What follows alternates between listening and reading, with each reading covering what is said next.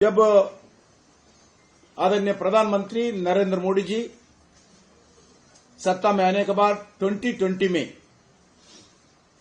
National education policy 2020 ने 3 languages formula को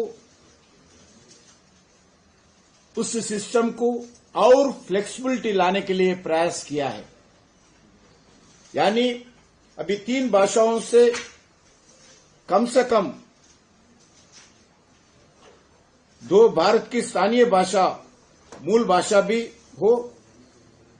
इस एजुकेशन पॉलिसी 2020 में और रीजनल लैंग्वेजेस को जोड़ दिया गया।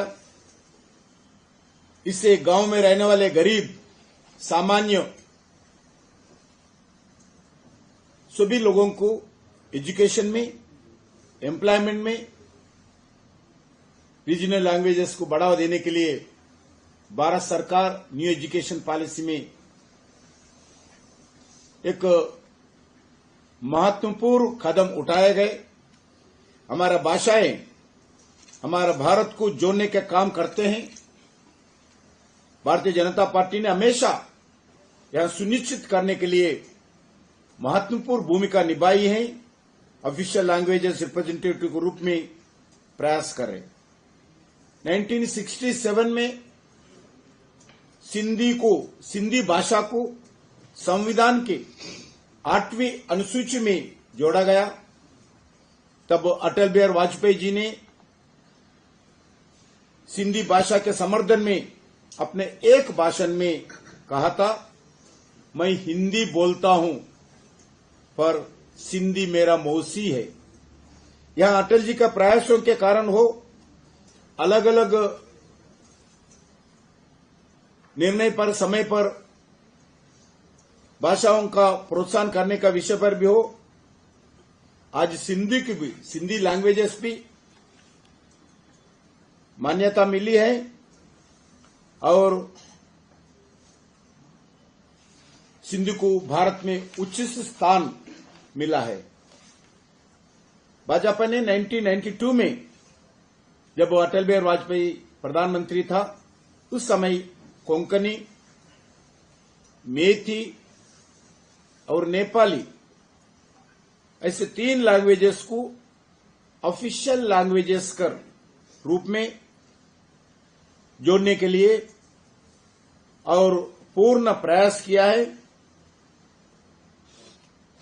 वैसा ही बोडो, डोगरी, मैथिली और संथाली को भारतीय संविधान को 8 शेड्यूल में शामिल करने का एक्ट 2003 में अटल बिहारी वाजपेयी जी के नेतृत्व में भारतीय जनता पार्टी एनडीए सरकार कार्यकाल में 8 शेड्यूल में इस 3 लैंग्वेजेस को बोडो, डोगरी, मैथिली, संथाली इस 4 भाषाओं को लाने के लिए प्रयास किया है। जब उप प्रधानमंत्री 2003 में जो लाल कृष्ण आडवाणी जी ने 18 अगस्त 2003 में लोकसभा में इस अमेंडमेंट बिल का प्रेजेंट किया है, ऐसा ही जैसा अटल बिहारी वाजपेयी जी के समय पे स्थानीय लैंग्वेजेस को, मातृभाषा को जैसा प्रोत्साहन करते थे, आज नरेंद्र मोदी जी के नेतृत्व में स्थानीय भाषाओं को प्रमोट करने के लिए निरंतर हम काम कर रहे हैं। आपको मालूम है आर्टिकल 370 रद्द करने के बाद जम्मू कश्मीर में ऑफिशियल लैंग्वेजेस बिल संसद में पेश किया गया था। जब उस एक्ट के अनुसार आज जम्मू कश्मीर में सभी ऑफिशियल पर्पस के लिए आज 4 लैंग्वेजेस का हम निर्णय किया है। उसमें कश्मीरी लैंग्वेजेस हो, डोगरी हो, उर्दू हो, हिंदी हो, इंग्लिश हो, इस 5 लैंग्वेजेस ग्रुप में आज भारत सरकार जम्मू कश्मीर जनता के लिए इस 5 लैंग्वेजेस का मान्यता दिया है। जम्मू कश्मीर में केवल आर्टिकल 370 के समय